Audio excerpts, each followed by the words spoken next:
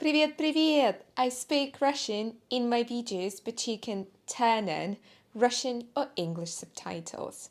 Я очень рада видеть вас на моем канале. Сегодня у нас будет очень разговорное видео. Мы с вами поболтаем, и я поделюсь новостями и расскажу о своих планах на лето. Вы не поверите, но сейчас я записываю это видео, а за окном идет сильный дождь. Ливень за окном, да. И примерно 12 градусов, плюс 12. Это значит, что лето еще не пришло в Финляндию. Кстати, в Москве такая же ситуация, очень сильные дожди. Не знаю, придет ли лето или нет, я все-таки верю в лучшее. Прежде чем мы начнем, я хочу сообщить вам о том, что я подготовила для вас бесплатный, но очень полезный PDF-документ с новыми словами и фразами из сегодняшнего видео. Для того, чтобы получить этот PDF-документ, заполняйте короткую форму ниже. Ссылка в описании под этим видео. А мы начинаем.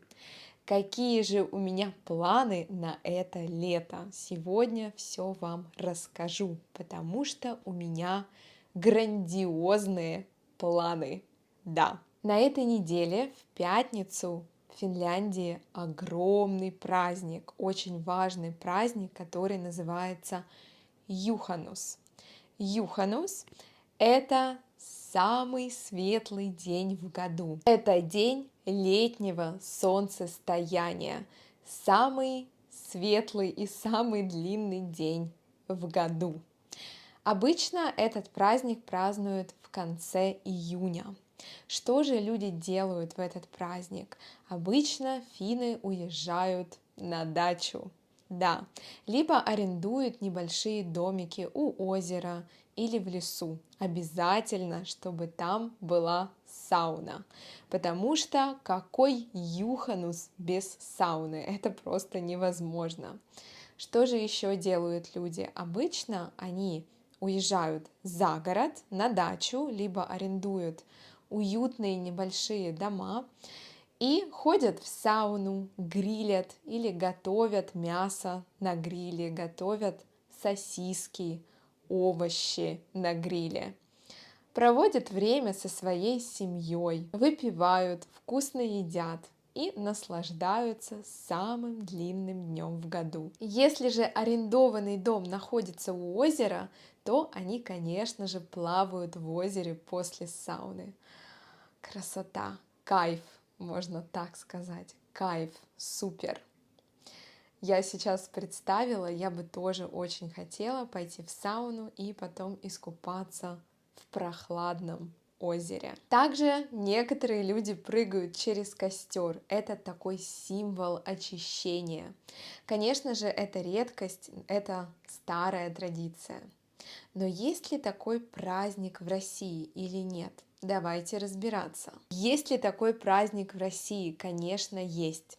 Это праздник называется День Ивана Купала, либо же Иванов день, тоже так называем. Что же люди делают в этот праздник? Обычно мы водим хороводы, готовим шашлыки, купаемся в озерах и реках, проводим время со своей семьей. Ну и, конечно же, уезжаем на дачу и ходим в баню. Также девушки в маленьких городах и деревнях пускают венки из цветов по реке.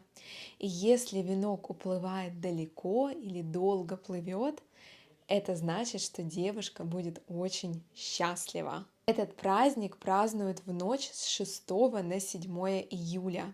И в России верят, что именно в эту ночь можно увидеть папоротник, который цветет только раз в году и исполняет желание. Поэтому если человек увидит этот папоротник, он может загадать любое желание. и оно обязательно исполнится. У обоих праздников есть древние языческие корни. Они связаны с природой, очищением и плодородием, конечно же, с солнцем. Потрясающий праздник, я его очень жду. И сейчас расскажу, какие же у нас планы на этот праздник. Завтра мы будем собираться всей семьей у нас дома. Мы будем грилить, готовить мясо, точнее стейки на гриле.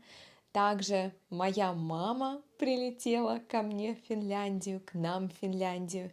Она будет печь пироги, настоящие русские пироги. Мы накроем на стол и проведем время со всей семьей.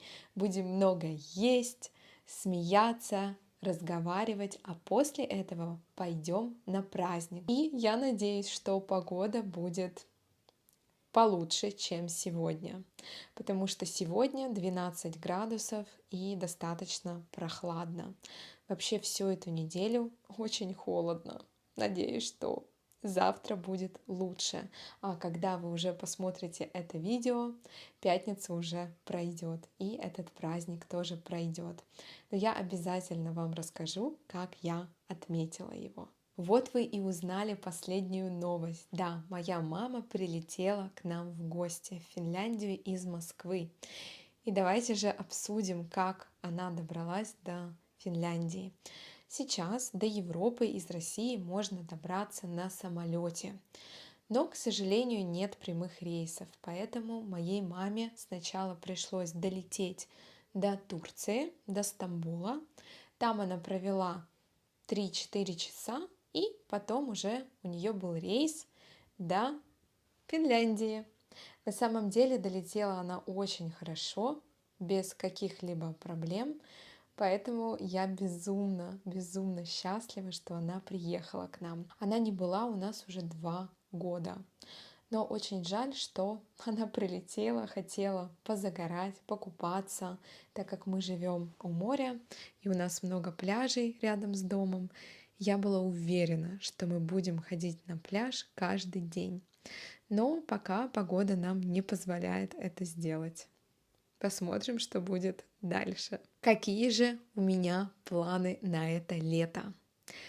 Я собираюсь в очень большое путешествие на автомобиле. Мы будем путешествовать сначала по западной части Финляндии, по западной Финляндии. Будем заезжать в небольшие города, в небольшие деревни, потому что Финляндия летом просто потрясающая. Это, в принципе, безумно красивая страна с потрясающей природой, но, как шутят сами финны, каждый город Финляндии — это летний город, потому что летом там безумно красиво, много зелени, потрясающая природа. Поэтому мы поедем проверять, так ли это. Конечно, я знаю, что это так, но я бы очень хотела, чтобы мама тоже увидела эту красоту, потому что она путешествовала по Финляндии только зимой. Зимой, кстати, было не менее красиво и потрясающе. Мы планируем проехать по западной части Финляндии и потом доехать до Анденеса. Это город, в котором мы планируем исполнить мою давнюю мечту. Сейчас расскажу. Я уже очень-очень много лет, мне кажется, с самого детства мечтаю увидеть китов в дикой природе. И в Норвегии есть такая возможность.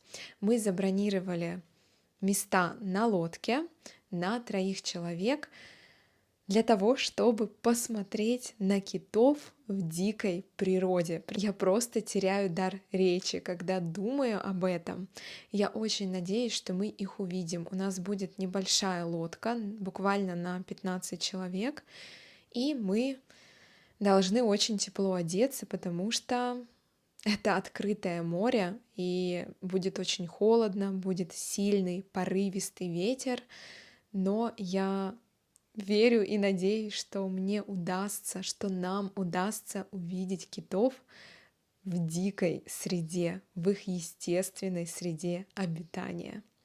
Вот такой вот план. Мы остановимся в этом городе на 2 дня.